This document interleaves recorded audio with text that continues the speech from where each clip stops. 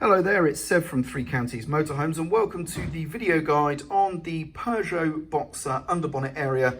This is for vehicles aging from sort of 2012 to about late 2014, early 15. It's basically the previous generation's facelift model. Now in this guide I'm going to show you how to access the engine compartment and also the layout within. So let's get started. So the first thing you're going to need to do to access the engine compartment is to access the passenger side of the vehicle, and the bonnet release is just here on the edge of the passenger dashboard. This of course is a coach-built motorhome. If you have an A-Class, it may be in and around the same sort of area, but we're pretty much talking about the same thing.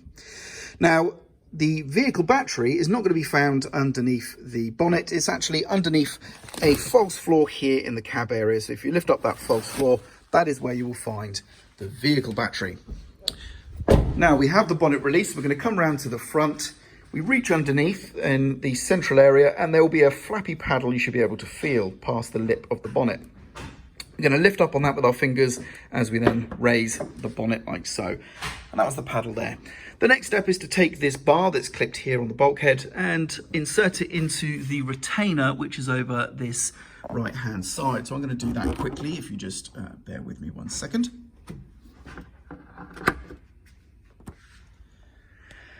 And there we go, the bar is now in place. You can see that's clipped into the retainer. So you insert that into the larger hole here and then lock it in place across to the side.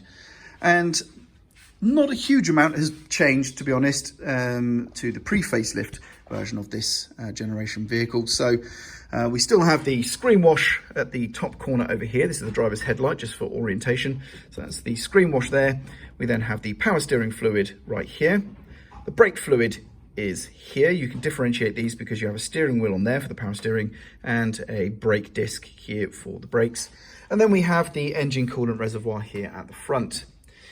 This particular vehicle's engine has the plastic shroud cover over the top, but you can clearly see the oil filler area there. And if we lean in further past the bulkhead, you can see the dipstick is here. Very similar positions from previous generation.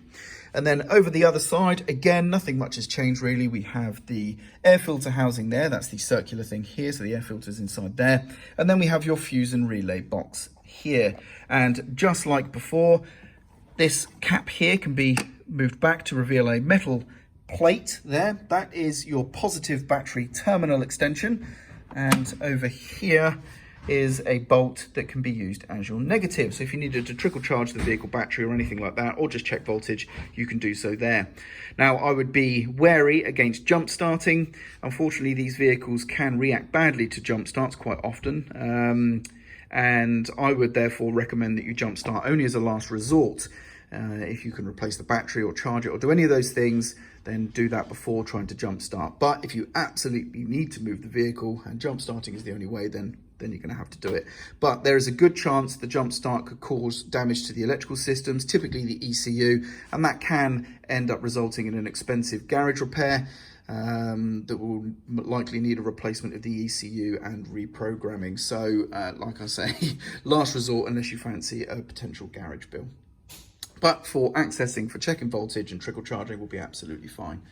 And that is ultimately it for the engine compartment here on this version of the Peugeot. So now we're going to close the bonnet down. So we're going to remove the bar.